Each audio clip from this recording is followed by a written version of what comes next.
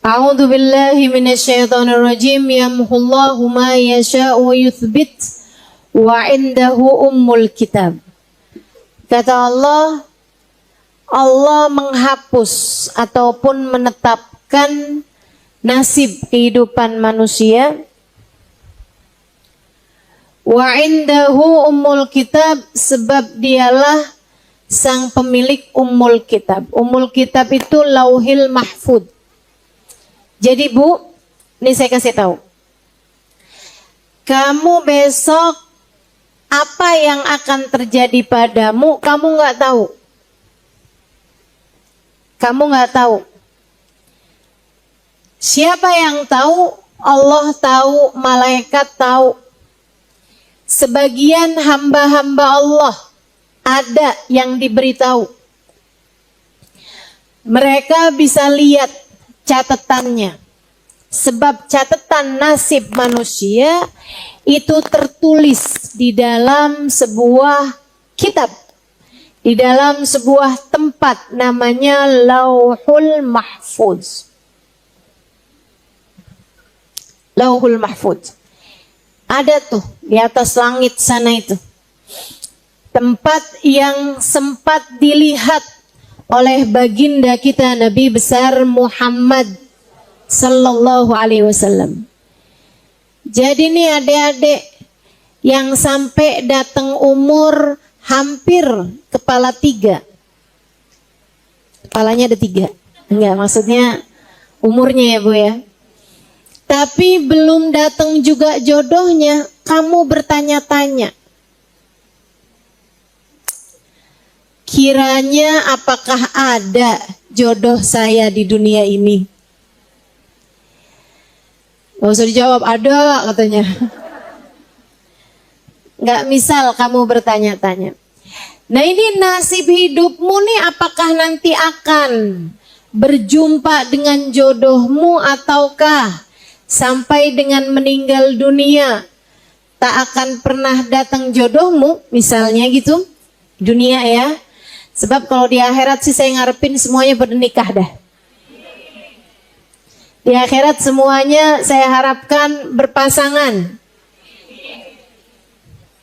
Ini aminnya pada bingung gitu. Diaminin apa enggak dia? Sedikit sekalian yang saya muliakan. Tapi di dunia ini kan kita nggak tahu gitu. Nah, kamu nggak tahu, tapi Allah tahu. Termasuk juga nih adik-adik yang mungkin menjanda berapa tahun. Akankah datang kembali jodoh saya? Akankah akhir kehidupan saya? Allah perkenankan saya untuk di bulan Ramadan berbuka dengan yang manis.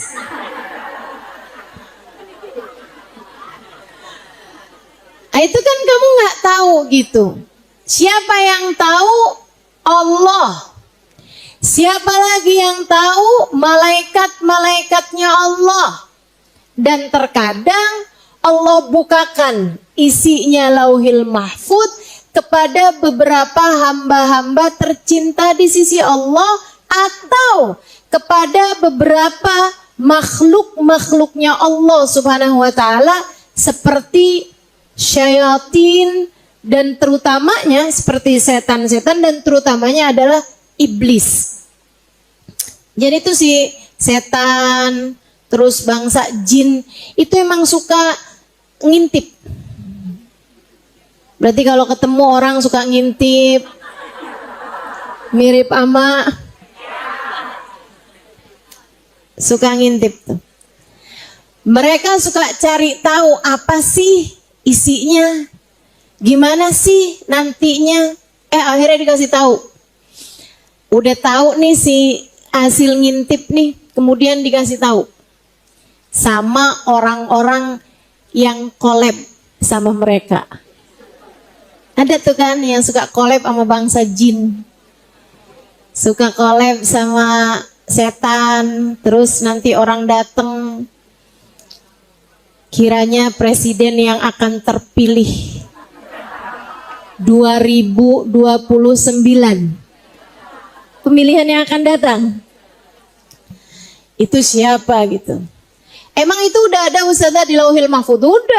Udah ada. Yang terpilih 2024 juga udah ada. Sampai akhir kehidupan Indonesia nih, kayak gimana nanti ke depannya, nah itu semuanya udah ada, catatan nasibnya Indonesia tuh udah ada, teman-teman, udah ada. Ada di dalam kitab namanya Lauhul Mahfudz. Saudariku sekalian yang saya muliakan, jadi dari sini kamu tahu, belum tentu yang tahu isinya Lauhil Mahfudz itu orang mulia. Kadang-kadang hasil ngintip tadi itu, kadang-kadang hasil ngintip, hasil curi-curi dengar, curi-curi lihat gitu. Si bangsa-bangsa makhluk-makhluk halus tadi itu. Nah, ada juga para wali-wali yang tahu-tahu juga banyak, yang ngasih tahu apa yang akan terjadi ke depan gitu. Banyak teman-teman saudara sekalian yang saya muliakan. Tapi kalaupun, nih saya mau kasih tahu perkara penting. Kalaupun sampai ada orang mulia sekalipun, apalagi orang-orang nggak mulia ya. Ini orang mulia, kamu tahu ibadahnya, kamu tahu kesolehannya, kamu tahu kebaikan-kebaikannya. Manusia nih, seorang manusia soleh, seorang entah laki-laki entah perempuan, orang soleh memberitahu kepadamu tentang nasibmu ke depan. Itu adalah apa yang dia lihat di Lauhil Mahfudz atau apa yang diperlihatkan di Lauhil Mahfudz. Benar berarti Ustazah? Benar. Tapi Lauhil Mahfudz adalah makhluk. Dan semua makhluk bisa menerima perubahan. Ingat, Lauhil Mahfudz adalah makhluk. Dan semua makhluk itu bisa menerima perubahan dan pergantian. Karenanya, kalau ada seseorang yang meramalmu, memberitahumu tentang masa depanmu, jika bahkan orang itu adalah orang soleh sekalipun, jika bahkan orang itu adalah seorang wali sekalipun, saudariku sekalian, apa yang ada di Lauhil Mahfudz dapat berubah, dapat berganti. Ini penting buat saya sampaikan. Kenapa gitu? Agar apabila ada kabar-kabar gembira yang disampaikan sama mereka, cukup sebagai kabar gembira saja, jangan sampai jadi sesuatu yang dapat memperdaya dirimu. Misal ibarat kata nih, ada seorang wali bilang, kamu adalah ahli surga. Misal, amin aja. Misal, ya. Misal ada seorang wali bilang, kamu adalah seorang yang tempatnya di akhirat nanti surga Firdaus yang paling tinggi. Amin lagi. Misal. Walaupun emang kayak nggak pernah juga ya ada seorang wali apalagi gitu yang ngasih tahu kita hal yang seperti itu. Tapi andai ada yang kayak begitu, itu cukup jadi kabar gembira aja, menunjukkan bahwa jalanmu sudah benar. Akan tetapi jangan membuatmu jadi terpedaya. Kayak yang maksiat berarti nggak apa-apa nih, nyolong duit laki kagak apa-apa nih, jewer-jewer anak, gitu ya, ngata-ngatain suami, gitu kan, ngata-ngatain orang, gitu, kayak nggak apa-apa nih, udah surga ini. Jangan pernah terpedaya, sebab seperti apapun apapun, ya, kayak apapun yang disampaikan sama orang soleh sekalipun, yang paling mentok yang dia bisa lihat adalah Lauhul Mahfud. Dan Lauhul Mahfud, sekali lagi saya ingatkan, meskipun ia adalah kitab berisi nasib kehidupan, tapi ia adalah makhluk. Dan makhluk seperti apapun tinggi nilainya, tetap aja dapat menerima perubahan. Sesuai dengan firman Allah yang tadi telah saya sampaikan, A'udzubillahi minasyaitonirrajim, yamhullahu ma yasha'u wa yuthbit wa indahu ummul kitab. Allah dapat menghapus ataupun dapat menetapkan apa yang telah tertulis di Lauhul Mahfud. Allah bisa menetapkan ataupun menghapuskan apa yang telah tertulis di Lauhul Mahfud. Makanya saya pernah diceritakan guru saya, salah satu kiai di Jawa Tengah sini. Dia bilang ada seorang ahli tauhid, ahli ibadah pada Allah. Dia ibadah aja gitu. Ibadah aja dia. Satu hari dia datang kepada seorang kiai, ahli ibadah yang ngerti ilmu tauhid. Kenapa kamu harus beribadah kepada Allah? Karena Allah adalah zat yang semestinya diibadahi. Jadi dia bukan karena ngarep surga, bukan karena ngarep neraka, nggak ada apa-apa. Urusannya saya hamba, saya ibadah sama Allah, udah gitu aja. Diibadah aja gitu. Satu hari dia lagi bertemu dengan seorang kiai, seorang ulama. Ulamanya ini mukasyif. Nah, mukasyif ini adalah istilah untuk seseorang yang seringkali melihat apa yang tidak dilihat oleh orang pada umumnya. Ya, kamu ketika ngelihat muka saya, kamu nggak ngelihat apa yang ada dalam pikiran saya, bukan? Kamu ketika ngelihat muka saya, nggak ngelihat apa yang ada di dalam hati saya, bukan? Saudaraku sekalian saya muliakan, akan tetapi ada orang-orang yang melihat muka seseorang, bisa ngelihat apa yang ada di Lauhul Mahfudnya, bisa ngelihat isi hatinya. Wah, ini bahaya nih. Itu namanya mukasyif. Ada, teman-teman, ada. Hamba-hamba tercinta di sisi Allah tuh ada tuh yang kayak gitu tuh. Mereka bukan hanya dibukakan. Nah, kalau yang ini nih, ini teman-teman saya sekalian enggak dikasih kecuali kepada orang-orang yang dicintai sama Allah. Kebanyakan dicintai sama Allah.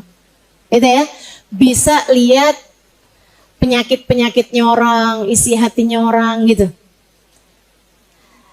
Kenapa Allah kasih gitu sama seseorang? Allah tahu dia itu ketika ngelihat hamba-hambanya Allah, udah enggak lagi beda sama dia antara ngelihat yang buruk sama ngelihat yang baik dalam pandangan kepada manusia. Makanya kamu jangan pernah mikir gitu kan, pengen tuh saya bisa tahu isi hatinya orang jadi nggak pernah ketipu kan. Enak kan nggak pernah ketipu gitu kan. Nggak bisa gitu teman-teman saya sekalian, nggak bisa gitu. Saya sih kalau dibilang misalnya, Halimah kamu mau nggak bisa tahu isi hatinya orang? Ya Allah jangan sampai, Allah jangan sampai, Allah jangan sampai, Allah. Kenapa gitu? Kita nggak tahu isi hatinya orang aja susah buat husnudzon, susah buat baik sangka. Saya nih nggak tahu isi hatinya orang aja, kadang-kadang susah mau buat buruk sangka, masih dateng aja buruk sangka. Ini orang kayaknya ngantuk nih. Nggak apa-apa kalau ngantuk, bukan buruk sangka ya. Sedikit sekalian gitu, kayak susah mau selalu bisa husnudzon sama orang gitu kan. Apalagi kalau bisa tahu isi hatinya orang. Makanya udah dah, saya nggak mau dikasih hal-hal begituan sama Allah Subhanahu wa taala. Biarkan kita jadi orang yang berusaha belajar untuk terus bisa dapat ridhonya Allah Subhanahu wa taala insyaallah. Amin. Akhirnya si kiai ini, ulama yang didatengin sama ahli tauhid tadi ini, abid, mukhlis, khalis lillah, dia ibadah pada Allah SWT hanya karena ibadah pada Allah. Si abid ini tadi datang di majelisnya seorang kiai. Kiainya begitu melihat, habis selesai majelis dia bilang, maaf sekali, saya ngelihat kamu nih orang baik banget, tapi saya sedih banget ngelihat lauhil mahfud kamu ketulis di situ kamu sebagai ahli neraka. Abid nih dikasih tahu kayak begitu. Serius sekalian saya muliakan. Dia bilang begini nih, innalillah wa inna ilaihi roji'un. Bukan artinya wah musibah besar nih, bukan, tapi semua punya Allah dan hanya kepada Allah kita kembali. Dia bilang, kita kan cuma wajib ibadah ya kiai ya, ibadah mah ibadah aja. Allah mau taruhkan saya di mana itu haknya Allah SWT. Ini keren nih, keren banget. Dia bilang, kiai, saya kiai lebih seneng ditaruh di neraka dalam keadaan taat. Hidup saya taat, Allah kembalikan saya ke neraka, saya gak apa-apa. Daripada Allah masukkan saya ke dalam surga, sementara hidup saya bergelimangan dengan dosa dan maksiat. Saya bayangin hidup di dunia penuh gelimang dosa dan maksiat. Andai seperti itu, kemudian saya dimasukkan ke dalam surga, dengan muka seperti apa saya menghadap Allah Ta'ala. Kiainya merunduk, belajar ikhlas. Dia bilang, bener nak, bener banget. Habis selesai ngobrol-ngobrol, tadi nih, ahli ibadah tadi nih jalan. Saat dia jalan, kiainya lihat lauhil mahfud dia berubah min ahli firdausul a'la.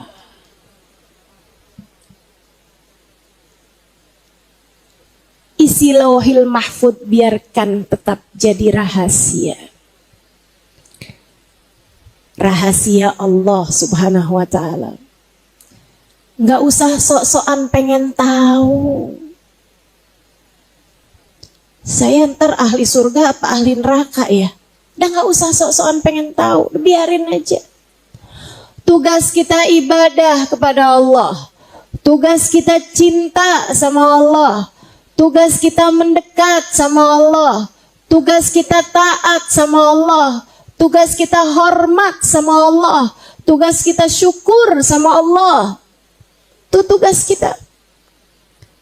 Dan saya yakin ketika seseorang menjalankan tugasnya, Allah pasti akan juga melaksanakan apa yang menjadi rahman rahimnya Allah Subhanahu wa ta'ala. Sehingga sekalian, kamu kalau cinta Allah pasti bakalan cinta. Dan kalau udah Allah cinta, Allah tahu apa yang harus dia lakukan kepada hamba-hambanya yang dia cinta. Teman-teman sekalian yang saya muliakan, jadi sekali lagi, isinya lauhil mahfud itu adalah buku catatan kehidupanmu yang seharusnya enggak bikin kamu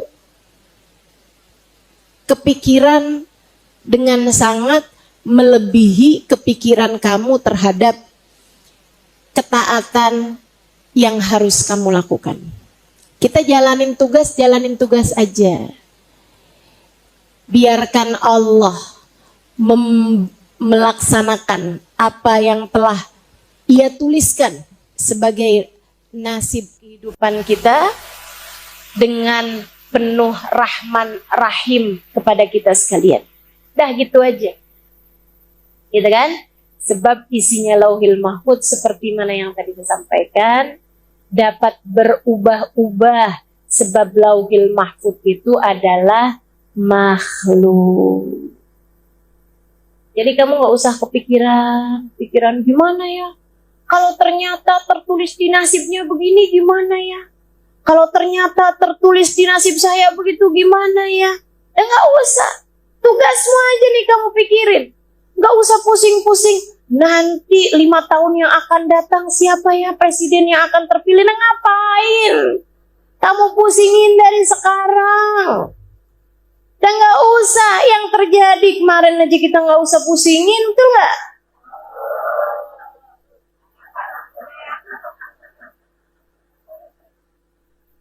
Bisa kesel saja. Katanya emak-emak Tanah Abang nih. Bu, ingat, siapapun presidennya yang ngasih kita rezeki namanya. Ingat, yang ngatur nasib kita namanya. Ingat, yang ngasih sehat, ngasih sakit namanya. Ingat, pengendali kehidupan hanya satu namanya. Yang ngasih kita hidup, yang menentukan kapan kita mati namanya Allah. Nggak pernah berubah dari sejak presidennya siapa juga. Betul? Ibu-ibu sekalian, ingat, dari mulai zaman kapan tahu juga, kita mah tetap aja. Emang kalau presidennya ganti, sholat kamu ganti? Dari dulu juga kayak begini. Emang ada yang kalau presidennya ganti, saya nggak pakai jilbab dah? Ada yang kayak gitu? Nggak ada. Nggak ada urusan, ibu-ibu sekalian. Kita jalanin taat. Bismillah. Tapi usaha nanti harga-harga naik. Ya nggak apa-apa naik. Yang penting kita sanggup beli.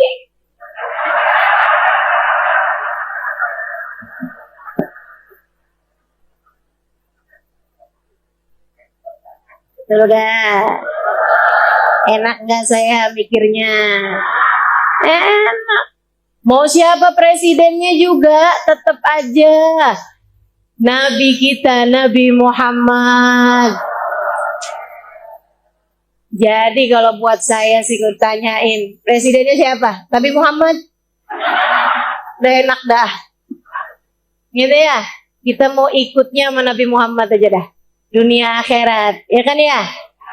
Nah, udah gak terlalu banyak ngaruh kok. Bismillah, kita terus doakan. Semoga Indonesia diberi kedamaian. Semoga Indonesia senantiasa dalam pandangan kasih sayang Allah. Semoga kita dan anak-anak kita dijauhkan dari segala bencana. Semoga kita, anak-anak kita, keturunan kita dijauhkan dari segala dosa-dosa. Semoga kita dan seluruh keluarga kita dijauhkan kita dari bahaya narkoba, minuman keras, perzinaan, perjudian, riba, dan apapun aja dari dosa-dosa yang membuat Allah Subhanahu wa taala mungkin untuk murka kepada kita. Semoga Allah Subhanahu wa taala senantiasa menjaga kita semuanya insyaallah. Amin ya rabbal alamin. Jadi dah itu Lauhul Mahfuz. Nah, sama Nabi Muhammad dikasih tahu. Sama Nabi Muhammad dikasih tahu. Ketika baca ayat itu, A'udzubillahi minasyaitonir rajim. Yamhullahu ma yasha' wa yuthbit wa 'indahu ummul kitab. Itu kapan wahai Rasul? Nabi bilang, "Dzaka lailatun nisf min Sya'ban."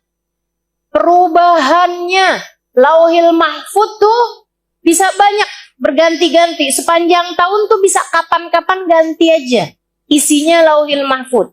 Makanya kata Nabi Muhammad, la yarudul qada illa doa. Nggak ada yang bisa ngerusak, ganti ketetapan-ketetapan Allah yang ada di Lauhil Mahfuz selain doa. Jadi setiap kali kita doa bisa berganti tuh isinya Lauhil Mahfuz.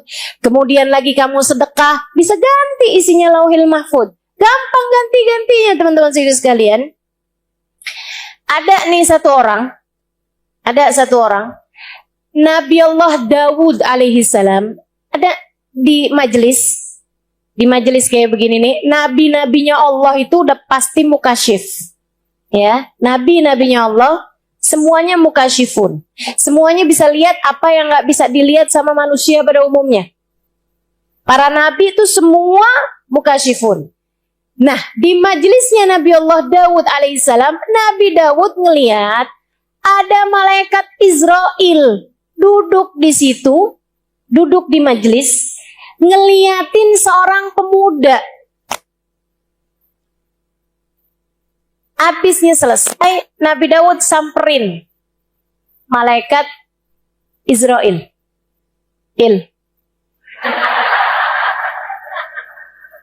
Habis bingung manggilnya, coba apa coba?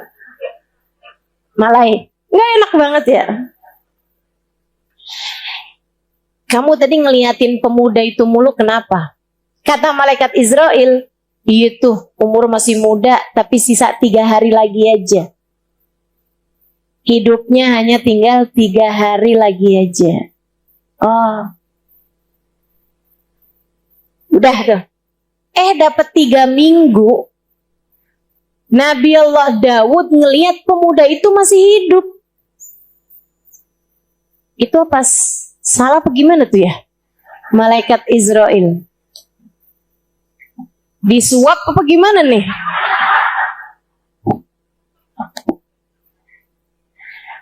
Akhirnya ditanya sama malaikat sama Nabi Allah Daud. Pas ketemu Israel, kemarin kamu bilang pemuda itu tuh umurnya cuma 3 hari. Kok saya ketemu lagi 3 minggu dia masih hidup? Apa salah apa gimana nih? Kata malaikat Israel, nggak salah. Cuman sepulang dari majelismu itu dia datang pada bibinya yang udah putus hubungan silaturahmi dengannya. Dia sambung lagi, dia sedekahin, dia minta maaf, dia berjanji untuk selalu menyambung hubungan sama bibinya ini. Allah ridho sama apa yang dikerjakan, Allah gantinya 3 hari, Allah hapus di Lauhil Mahfud 3 hari itu jadi 30 tahun. Panjang bener. Masya Allah, Masya Allah. Jadi bisa ganti-ganti tuh Lauhil Mahfud tuh. Yang bisa ngegantiin Lauhil Mahfud macem-macem. Bisa sedekah kayak yang tadi saya sampaikan, bisa nyambung silaturahmi, ya kan? Bisa doa, bisa juga didoakan oleh orang lain. Sebab doanya orang lain tuh seringkali lebih mustajab. Karena nggak egois kan. Kalau doain diri sendiri kan banyak egoisnya kan. Gitu. Nah itu jadi banyak hal-hal kebaikan-kebaikan yang bisa merubah isinya Lauhil Mahfud. Nah Nabi Muhammad cerita di antara waktu di mana Allah paling banyak merevisi Lauhil Mahfud, katanya Nabi Muhammad, dzaka lailatun nisf min Sya'ban. Ini banyak terjadinya pada malam nisfu Sya'ban. Ya kita manfaatin juga. Kita manfaatin juga. Perubahan-perubahan mudah-mudahan baik. Allah rubahkan apa yang tertulis di Lauhul Mahfud. Gitu. Saudara sekalian yang saya muliakan, Ustazah, apa yang paling banyak bisa merubah isinya Lauhil Mahfud? Selain daripada doa di malam nisfu, itu juga hal yang besar. Tapi ada lagi nggak hal lain yang bisa merubah isinya Lauhil Mahfud? Ada. Yang terbesarnya adalah syafaat berkah dari orang-orang mulia di sisi Allah. Ini nih, keren-keren. Para wali-walinya Allah SWT. Maka itu sebabnya kenapa kita perlu cinta kepada hamba-hamba tercinta di sisi Allah SWT. Saya mau ceritakan satu kisah tentang Sayyidina Syekh Abu Bakar Ibn Salim alaihi ridwanallah. Sedikit sekalian saya muliakan, Ada satu anak muda, dia datang ke banyak guru. Tiap kali datang kayak mau mondok pesantren, mau berguru gitu. Guru yang didatengin ngeliatin dia, "Duh, minta maaf nak, saya pesantrennya udah penuh, udah nggak bisa nerima santri lagi." Baik, guru pergi lagi. Terus datang lagi ke syekh yang lain. Datang ngomong, "Saya mau belajar di sini." Syekhnya bilang, "Maaf nak, saya itu udah punya beberapa santri, lagi nggak mau nambah lagi. Sama santri yang lain saya mau konsentrasi sama yang ini aja." Ya baik guru. Datang lagi ke yang lain. Begitu juga. Semuanya nolak. Sudah datang ke sekitar 7 guru, semuanya nolak. Baratnya nih udah datang 7 pesantren nih, semuanya nolak dia. Sampai kemudian datanglah dia kepada Sayyidina Syekh Abu Bakar ibn Salim. Katanya Syekh Abu Bakar bin Salim, begitu datang, ketemu sama Syekh Abu Bakar bin Salim, Syekh Abu Bakar bin Salim langsung bilang gini, "Gimana nak? Kamu sudah ditolak sama berapa guru sebelum saya?" Dia bilang, "Iya Syekh, saya udah ditolak sama Syekh ini, Syekh ini, Syekh ini." "Kamu tahu kenapa mereka menolak kamu?" Dia bilang, "Nggak tahu Syekh, katanya sih pondoknya udah tutup, ada yang kasih tahu gitu." Kata Syekh Bakar bin Salim, "Nggak begitu nak. Mereka menolakmu karena di dahimu tertulis syaqi, orang yang celaka. Tahu tepatnya calon ahli neraka." Kata Syekh Bakar bin Salim, "Dan tadi malam, sebelum kedatanganmu hari ini kepadaku, aku berdoa memohon kepada Allah Subhanahu wa Ta'ala agar mengganti syaqi yang ada pada dirimu dengan Sa'id, calon orang yang beruntung, calon penghuni surga Allah." Dan Allah mengijabahnya.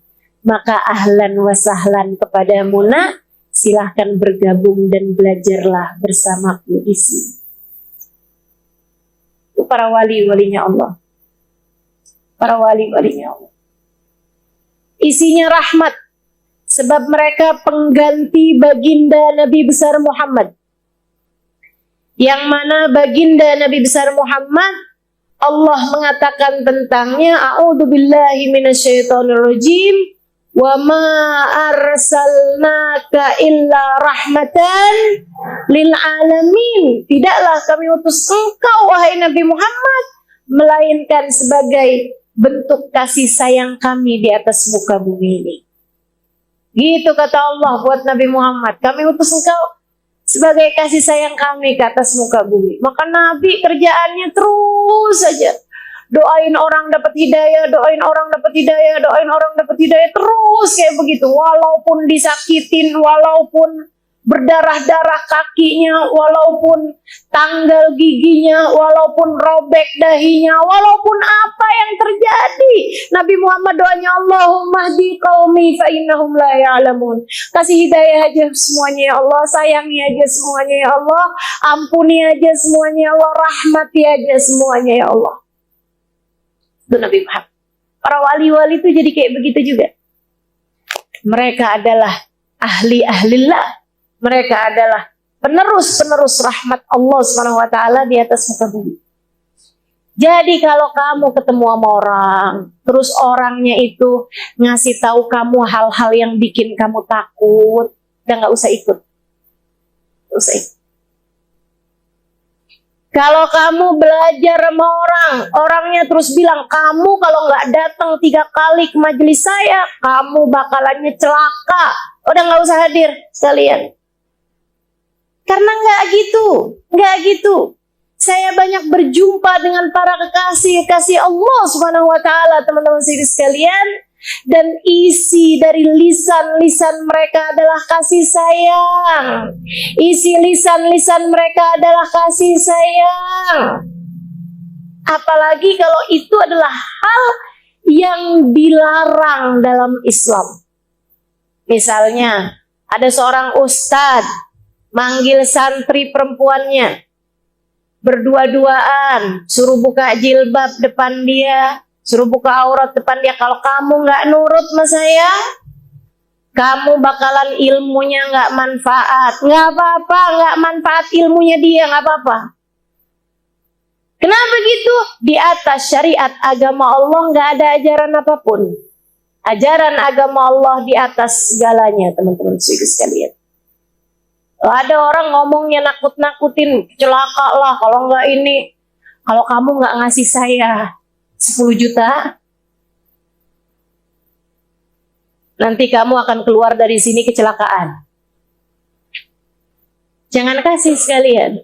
Jangan kasih. Tapi kamu juga jangan takut. Jangan takut. Kenapa gitu teman-teman saya sekalian? Sebab orang tercinta di sisi Allah tuh nggak gitu. Nggak nakutin. Percaya saya. Kamu kalau ada yang ngeramal hal-hal yang buruk-buruk sama kamu, jangan percaya. Jangan percaya. Kalau kamu masih takut juga, sedekah. Sedekah bisa ngangkat segala bala. Udah gitu aja. Sedekah kan emang gak pernah salah juga. Betul gak? Jadi saudara sekalian, nah itu tuh. Apa yang ada di dalam kitab Lauhul Mahfud. Nah nanti nih, malam nisfu, banyak sekali Allah ubah catatan-catatan nasib umat manusia. Karenanya, apa nih yang bisa saya lakukan Ustazah di malam nisfu Sya'ban? Hal-hal yang dapat mengubah nasib. Apa tuh? Sedekah. Apa tuh? Istighfar. Apa tuh? Doa. Nah itu udah pasti. Ngerubah apa yang ada di dalam Lauhul Mahfud. Merubah nasib kehidupan umat manusia yang Allah Subhanahu wa taala mengatakan tentang hal tersebut. A'udzubillahi minasyaitonirrajim. Gimana?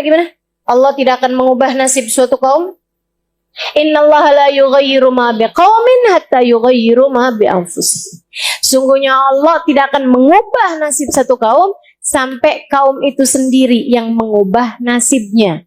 Artinya, dengan kamu bersedekah, kamu sedang usaha untuk mengubah nasib. Gitu ya. Malam nisfu Sya'ban, kerjakan sesuatu yang dapat mengubah nasibmu. Di antaranya tadi yang saya bilang, sedekah. Ustazah, kalau misalnya nih ya, sedekahnya bukan malamnya, tapi besoknya. Itu gimana Ustazah? Yaitu namanya bukan malam nisfu Sya'ban, tapi hari nisfu Sya'ban. Dan maksudnya yang mulia di nisfu Sya'ban adalah malamnya, bukan siangnya. Jadi silahkan kerjakan sedekahnya pada malamnya. Sekarang kan udah gampang nih, enak. Sedekah bisa di tangan ya kan. Nih bisa transfer lewat handphone gitu kan. Ama di Indonesia nih, saya ingat Hubaba Maryam, guru saya almarhumah Hubaba Maryam Al-Haddar, sudah wafat beberapa tahun lalu ya. Beliau tuh pernah bilang, enak nih Alimah, kamu nih tinggal di Indonesia nih nak, kamu mesti bersyukur nak, alhamdulillah. Kenapa emang Bapak? Banyak orang miskinnya.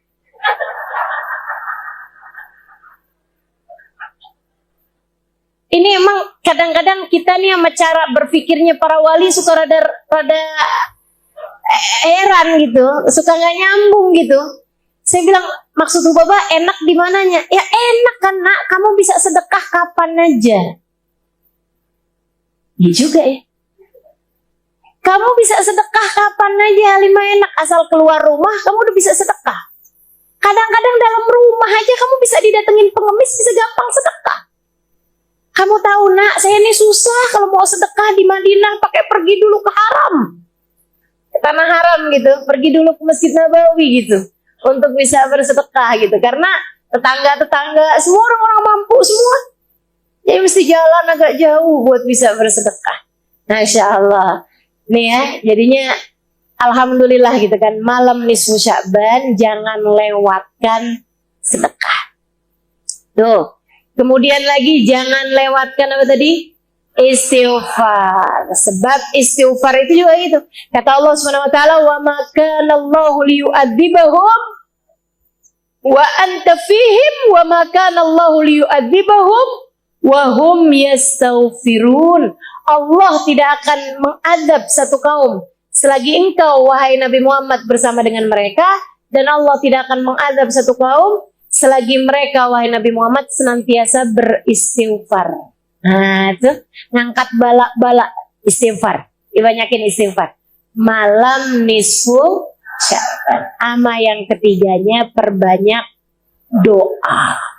So ikut sekalian, nah untuk doanya diajarin sama para ulama-ulama kita. Wallahu a'lam, ada yang mengatakan marfu'an anin Nabi sallallahu alaihi wasallam.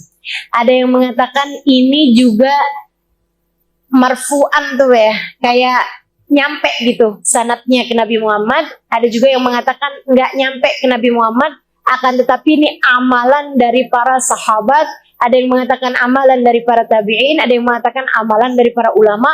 Ala kulli hal, mau itu amalannya sahabat, mau itu amalannya tabi'in, apalagi jika itu amalannya Nabi Muhammad, saya tidak berniat untuk meninggalkannya. Saya akan mengerjakannya. Kenapa? Semuanya sama-sama perlu buat ditiru. Jika itu amalannya ulama, ya kita perlu niru dong sama ulama. Jika itu amalannya sahabat, ya kita perlu dong niru sahabat. Apalagi jika itu adalah apa yang diajarkan oleh Nabi Muhammad. Anda ini nggak diajarin sama Nabi, nggak diajarin sama sahabat, nggak diajarin sama tabiin, tapi diajarin sama guru saya. Dan sesuatu yang diajarkan itu adalah sesuatu hal yang bagus. Kenapa nggak kita kerjain? Betul nggak? Nih ibu-ibu nih, misalnya saya nih bu nih, saya ngajarin sama ibu-ibu nih. Bu, ibu nanti ya bu ya. Ibu gimana kalau misalnya ibu setiap kali keluar dari rumah, orang miskin pertama yang ibu lihat, ibu sedekah. Itu ibu gak pernah dengar selain dari saya, Halimah Lidrus. Ibu-ibu kira-kira pengen kerjain apa gak kerjain? Pengen kerjain? Kenapa gitu? Soalnya yang saya ajarin barang bagus. Lain kalau yang saya ajarin, bu, ibu ya, nanti setiap tanggal 10 ibu beli ayam.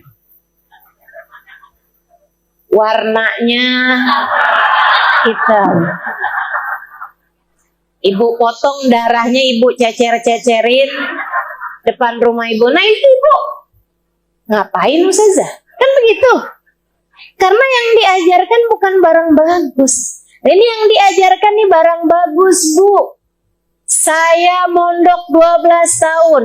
Dari mulai pondok habaib di Indonesia, pondok kiai di Indonesia, sampai pondok habaib di Hadramut. Dan saya juga belajar juga, banyak dapat ilmu juga dari Sayyidil Habib Zain bin Smith di Madinah. Ini banyak nih ulama-ulama saya datengin, saya pelajarin ilmu-ilmu dari mereka. Sama Bu, sama. Kalau malam nisfu Sya'ban ngajarinnya semuanya sama. Baca Yasin 3 kali. Semuanya sama ngajarinnya. Nah kan saya jadi yakin. Dan saya yakin juga nih ibu-ibu nih yang jalanin agama udah dari lama. Maksudnya yang emang dari kecilnya tuh lingkungannya tuh lingkungan beragama dengan baik gitu. Hadir-hadir pengajian gitu ya. Nah, saya tanya dah, dari ibu kecil, biasa nggak kalau malam nisfu Sya'ban ngapain? Baca Yasin. Baca Yasin. Malahan yang ibu denger nggak boleh baca Yasin malam nisfu Sya'ban, itu bid'ah. Dengernya udah lama apa baru-baru, Bu? Baru-baru. Jadi kita tahu sebenarnya mana yang baru. Yang baru tuh dalam bahasa Arab bid'ah. Jadi kita tahu mana yang baru gitu kan. Yang baru tuh yang bilang bahwa baca Yasin malam nisfu Sya'ban itu adalah baru gitu. Ini yang baru malahan. Sehingga sekalian saya mulaikan. Jadi semuanya ngajarinnya sama. Baca Yasin malam nisfu Sya'ban. Dulu Mbah Mun, Kiai Haji Maimun Zubair ngajarin sama. Dulu Habib Hasan Baharun di Darul Lughah Dakwah ngajarinnya sama. Kita tiap malam nisfu Sya'ban baca Yasin 3 kali. Abah saya dari sejak saya kecil ngajarinnya sama. Kemudian saya belajar di Daruz Zahra Tarim Hadramut, Habib Umar ngajarin sama, orang setarim ngajarin sama. Malam nisfu Sya'ban baca Yasin. Habib Zain bin Smith ngajarin sama. Madinah sama, semuanya sama. Baca Yasin 3 kali. Dari Mekah, Sayyid Muhammad bin Alwi bin Abbas Al-Maliki ngajarin sama. Baca Yasin 3 kali di malam nisfu. Pakai niatan-niatan yang tersendiri. Yasin yang pertama, niatin rezeki. Biar yang halal, yang thayyib, yang berkah. Kamu baca Yasinnya dengan niatan seperti itu, rezeki yang zahir dan batin. Bu, rezeki itu bukan cuman melulu urusan uang. Bukan cuman melulu urusan rumah, pakaian, makanan, sandang, pangan, papan, bukan. Tapi punya anak yang sehat-sehat itu juga rezeki. Punya anak yang soleh-soleh itu juga rezeki. Punya suami yang sayang itu juga rezeki. Punya hati yang qanaah itu juga. Punya teman-teman yang baik-baik itu juga. Punya guru yang bisa ngasih tahu mana yang benar, mana yang nggak benar itu juga rezeki. Punya rasa hati yang bagus kepada Allah, kepada Rasulnya itu juga rezeki. Punya ilmu yang bermanfaat itu juga rezeki. Dibangunin sholat malam itu juga rezeki. Kesehatan badan kita itu juga rezeki. Banyak rezeki. Jangan cuman urusan uang aja yang kamu minta. Rezeki zahir batin, rezeki dunia, rezeki agama, semuanya kita minta pada Allah Subhanahu wa taala. Kemudian yang kedua, kamu baca Yasin. Urusan umur, ya urusan waktu. Biar kita nih sama Allah bisa dikasih kemampuan jagain waktu dengan benar. Jadi umur kamu jangan cuman minta umur panjang. Umur panjang sakit-sakitan mau. Umur panjang buat banyakin dosa mau. Umur panjang tapi hati sedih terus-terusan mau. Nggak mau. Makanya kita minta umur berkah. Umur panjang bahagianya. Umur panjang taatnya. Jadi yang panjang biarin taatnya. Umur panjang ibadahnya. Itu yang kita minta. Tapi kalau dosanya mah biar pendek aja. Kalau perlu malah nggak ada. Tuh. Sengsaranya biar pendek aja. Kalau perlu malah nggak ada. Itu kita minta sama Allah SWT. Umur selamatnya biar yang panjang. Umur bahagianya biar yang panjang. Umur manfaatnya biar panjang. Begitu kan? Kita hidup biar banyak manfaatnya buat orang lain. Itu yang harus kita minta pada Allah SWT. Bukan asal panjang umur. Bu, lebih daripada minta panjang umur, minta kemampuan ngisi umur. Minta kemampuan ngisi umur. Karena beda banget cara kita ngisi umur sama cara para wali-wali Allah ngisi umur. Beda banget. Saya kalau ngelihat guru saya, Hubabah Nur,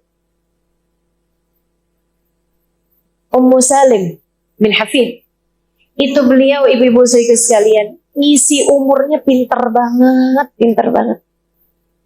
Hidupnya mabil ta'ah ila ta'ah. Dari taat ke taat, dari ibadah ke ibadah, dari ilmu ke ibadah, ke hidmah, ke dakwah, terus gitu aja. Itu bu beliau. Satu hari saya bilang sama beliau, Bapak saya udah kasih tahu kok itu. Ada satu hal gitu. Terus Bapak bilang, kamu gak kasih tahu sih Halimah, ada jauh-jauh hari. Saya bilang, saya udah kasih tahu Bapak. Saya kirimin WhatsApp. Katanya Bapak, nah saya gak keburu. Halimah saya gak keburu buat buka WhatsApp. Saya dalam hari-hari kemarin ini garuk kepala aja gak keburu. Ibarat katanya gitu. Garuk kepala saya aja gak keburu. Dan saya ngerti kalau beliau lagi ngomong kayak gitu tuh saya paham banget situasinya. Saya ngerti banget tuh situasi. Sehingga gak membuat beliau gak keburuan tuh buat ngeliatin WhatsApp. Apalagi ngebuka scroll TikTok. Ya Allah, ya Allah. Coba tuh betapa gabutnya kamu punya kehidupan. Betapa enggak pentingnya kita menjalankan hari-hari ini yang kita kerjain. Bapak Nur itu tamunya kadang-kadang nyiapin sarapan buat 200 orang. Nih Ustazah Nabila nih tahu persis. Beliau tinggal bersama dengan Hubabah untuk waktu yang cukup lama. Itu ngurusin tamunya yang datang tiap hari. Berapa Bil? Ratusan jumlahnya teman-teman sekalian. Ratusan. Beliau sendiri yang ke dapur. Suami saya mau datang tamu 10. Saya udah sibuk dari seminggu sebelumnya. Segitunya bukan masak, GoFood. Ya Allah, ya Allah, ya Allah. Emang beda banget caranya jalanin kehidupan nih antara kita sama orang-orang tercinta di sisi Allah Subhanahu wa taala. Dari mulai khidmah, beliau ngajar, beliau ibadah, beliau baca Quran, beliau tasbih, beliau berzikir, beliau. Saya berapa hari kemarin menemani beliau saat beliau sedang di Medan. Ya Allah, berasa remahan rengginang di Kalengkongguan. Sambil saya mikir, orang Indonesia harap bersabar. Jatahmu dari seorang ustazah hanyalah Halimah Idrus. Mohon maaf. Masya Allah. Tuh, hamba-hamba tercinta di sisi Allah SWT. Pinter-pinter jalanin hidupnya. Tahajud mereka iya, nerima tamu iya, khidmah sama suami iya, ngurusin anak iya, ngurus tamu iya, dakwah iya, nyari ilmu iya, ngajar iya, sholat sunnah nggak tinggal, ibadah semua nggak ditinggal. Masya Allah. Kalau baca ratib tuh dulu tuh, kalau udah afdhalu dzikri fa'lam annahu la ilaha illallah gitu ya. Dari 40 asalnya, 50 asalnya. Lama-lama naik jadi 100. Baca la ilaha illallahnya tuh. Lama-lama jadi 500, lama-lama jadi 1000. Siapa? La ilaha illallah, la ilaha illallah, la ilaha illallah. Panjang benar Hubabah nggak kelar-kelar. Saya bilang Hubabah, kemana? Saya bilang gitu. Mesti kan? Saya bilang gitu udah selesai nih Hubabah. Kamu udah selesai? Iya Hubabah, berapa banyak? 50, 1000 Halimah. Loh, 1000. Masya Allah. Kita sibuk disuruh baca la ilaha illallah 1000. Hari kapan tuh Ustazah? Boleh nyicil nggak Ustazah? Masya Allah. Emang asli jauh banget kita sama para wali-walinya Allah dalam menjalani umur kita. Makanya saya kalau mikir-mikir minta umur panjang ngapain? Dikasih umur segini aja banyak gabutnya. Dikasih umur segini aja banyak kita kerjain hal-hal yang gak manfaat gitu. Saudariku sekalian yang saya muliakan, kalau para wali minta umur panjang tuh saya masih kayak yang, iya bener banget tuh, harus panjang umurnya. Saya kalau yang model-modelan, kamu minta panjang umur, ngapain? Makanya dah, lebih daripada minta panjang umur, mendingan kamu minta, ya Allah, karuniakanlah kepada kami kemampuan mengisi umur kami dengan cara yang terbaik. Ajarkan kami bagaimana mengisinya dengan cara yang terbaik ya Allah. Biar panjang taatnya, biar panjang ibadahnya, biar panjang ilmunya, biar panjang dakwahnya, biar panjang manfaatnya buat umat. Amin ya rabbal alamin. Itu Yasin yang kedua. Nah, Yasin yang ketiganya teman-teman, kita minta sama Allah SWT, dan ini yang paling penting, hal yang paling saya takutkan, hal yang paling saya ngeri. Kita minta sama Allah dengan Yasin yang ketiga agar Allah anugerahkan kepada kita saat kematian kita tiba, kematian dalam husnul khotimah. Apa artinya? Mati dalam keadaan bawa iman, mati dalam keadaan bawa Islam. Ustazah kenapa ngeri? Ngeri saya. Kenapa gitu? Sebab belum tentu. Saudaraku sekalian yang saya muliakan, belum tentu.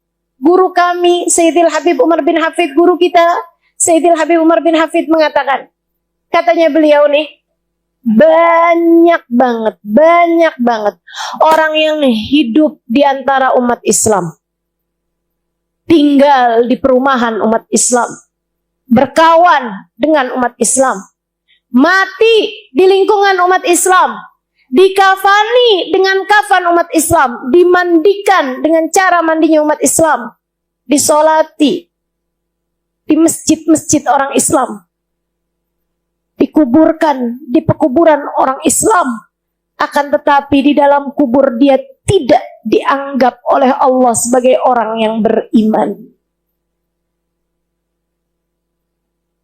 Di hadapan Allah ia tidak dianggap sebagai orang yang beriman. Tar di akhirat ketika Nabi Muhammad menggiring umatnya, dia tidak termasuk di antara mereka itu. Saudariku sekalian, jangan sampai kita menjadi salah satu di antara mereka. Tapi kan kita nggak tahu. Ini pesan yang dipesankan sama Nabi Allah Ibrahim kepada putra-putranya. La tamutunna illa wa antum muslimun. Jangan mati kecuali sebagai umat Islam, nak. Jangan mati kecuali sebagai orang yang beriman, nak. Siapa anaknya Nabi Ibrahim? Nabi Ishak dan Nabi Ismail. Nabi-nabinya Allah dipesenin sama Nabi Allah Ibrahim, jaga iman kalian wahai anak-anakku, padahal dia adalah seorang nabi. Artinya bahkan seorang nabi sekalipun, jika Allah berkehendak mencabut iman dari dalam hati mereka, apa yang bisa dia buat? Sebab kekuasaan Allah di atas semua itu. Jika bahkan kepada nabi aja begitu, bagaimana menurutmu kepadamu? Bagaimana menurutmu dengan kita, saudariku sekalian? Kita nggak pernah punya jaminan buat mati dengan membawa iman. Saya tidak pernah mendapatkan jaminan untuk mati sebagai umat Islam. Karenanya saya takut, saya ngeri, saya khawatir. Saya takut, saya ngeri, saya khawatir.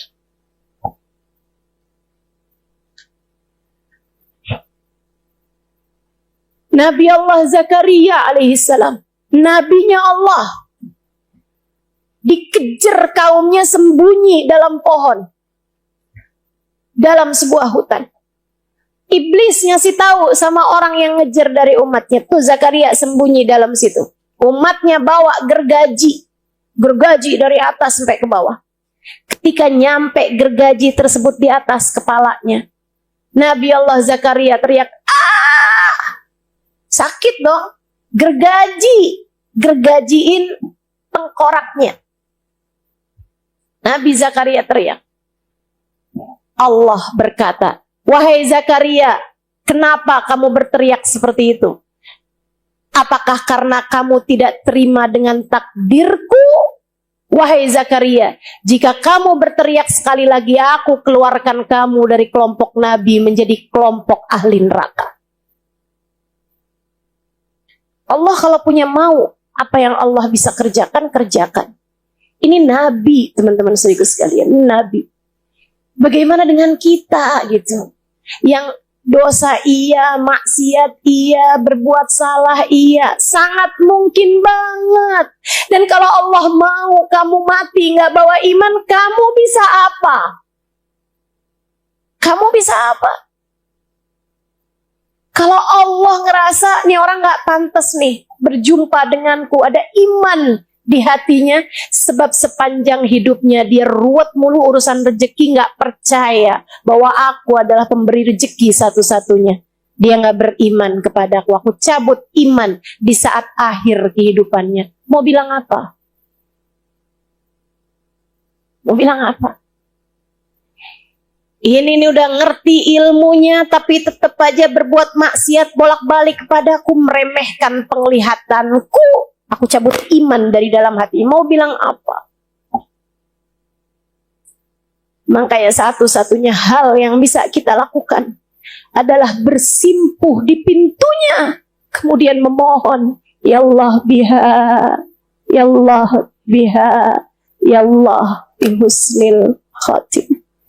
Ya Allah, apabila datang ajal menjemput kami mohon husnul khatimah ya Allah. Husnul khatimah ya Allah. Hal tertinggi yang bisa kita lakukan agar Allah SWT mematikan kita dalam husnul khatimah, menetapkan iman Islam dalam hati kita adalah berdoa, meminta, Ya muqallibal qulub, tsabbit qalbi ala dinik. Wahai zat yang membolak-balikan hati, tetapkan hatiku berada dalam keimanan kepadamu. Rabbana la tuzigh qulubana ba'da idh hadaitana wa hab lana min ladunka rahmatan innaka antal wahhab. Ya Allah, jangan pernah kau cabut hidayah iman yang telah engkau anugerahkan kepadaku. Karuniakanlah kepadaku rahmatmu, sesungguhnya engkau adalah zat yang maha pemberi. Kasihani saya ya Allah, kasihani kami ya Allah. Kami gak punya apa-apa ya Allah, selain rahmatmu yang kami harap. Kami telah engkau hidupkan sebagai umat Islam. Jangan pernah kau cabut hidayah iman yang telah kau anugerahkan dalam diri kami ya Allah.